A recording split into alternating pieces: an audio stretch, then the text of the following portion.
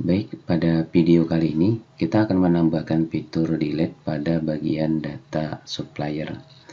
Nah, di sini pada video sebelumnya kita telah berhasil menambahkan bagian delete di bagian button delete. Nah, di mana button ini sudah difungsikan di bagian ini.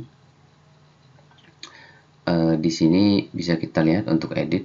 Nah, tapi untuk yang delete dia tidak ada bagian URL yang tampil di bawah. Kenapa? Karena kita di sini menyertakan form yang ada di bagian button delete. Jika kita lihat di bagian source code, nah di sini adalah kita menggunakan form. Nah, di mana formnya kita menggunakan method post dan actionnya ini masih belum kita tambahkan, dan kemudian kita tambahkan unsubmit. Ini kode JavaScript yang sengaja kita tambahkan agar nantinya ketika di submit form ini maka akan dikasih konfirmasi apakah data ini yang dihapus. Jika dihapus maka dilanjutkan untuk melakukan submit ke bagian action ini. Nah, jadi seperti itu untuk alurnya. Nah, sekarang untuk bagian delete nanti kita arahkan ke bagian destroy. Nah, bagian destroy untuk delete. Jika kita lihat di bagian list dari rootnya, kita bisa ketikkan di sini di bagian terminal php artisan root list seperti ini.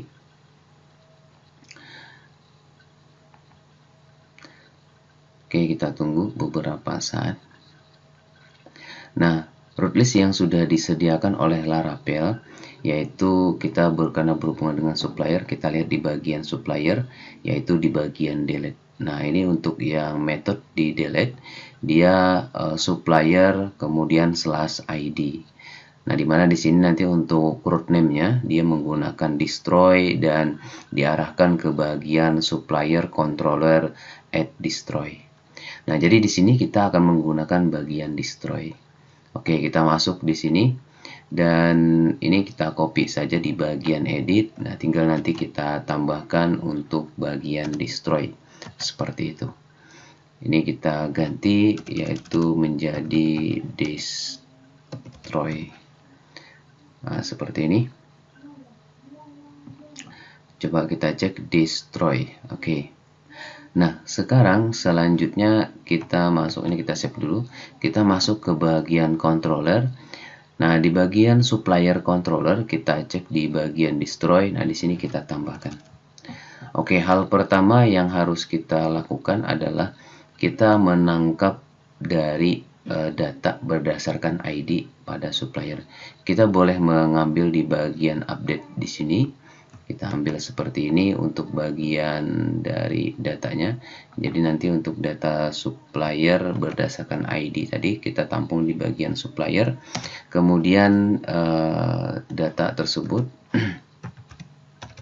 supplier, dan kita kasihkan perintah eloquent untuk melakukan delete datanya seperti ini. Dan langkah selanjutnya kita lakukan return ke bagian index. Jadi kita redirect data tersebut ke bagian root index seperti itu.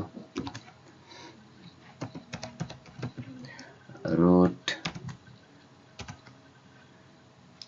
supplier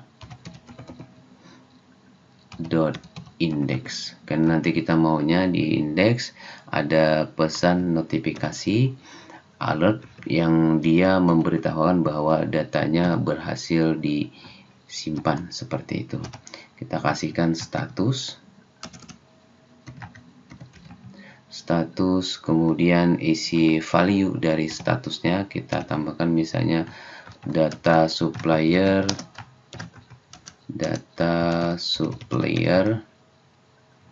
misalnya berhasil dihapus atau telah dihapus juga boleh.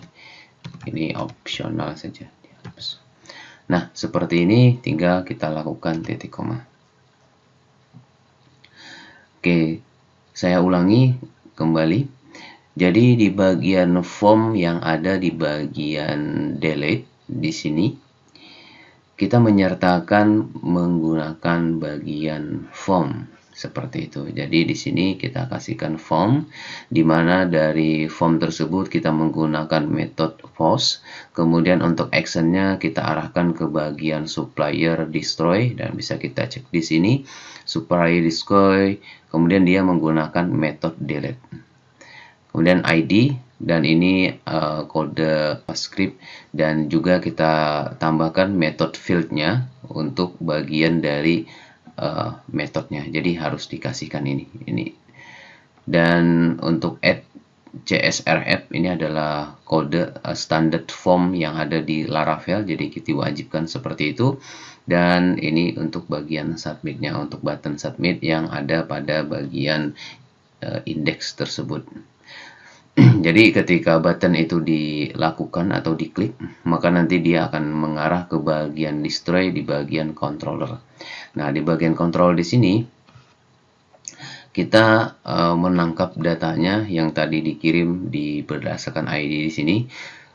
Kemudian datanya kita tampung ke bagian supplier dan kita panggil model supplier. Kemudian kita gunakan metode find or field dan kita sertakan ID tersebut. Setelah itu dari variabel supplier kemudian kita gunakan ini perintah eloquent yang ada pada Laravel seperti itu.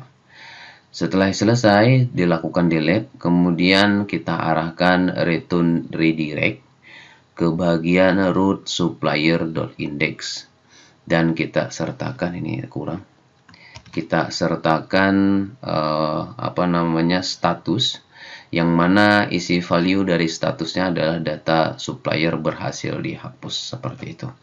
Oke, kita coba di bagian sini. Coba kita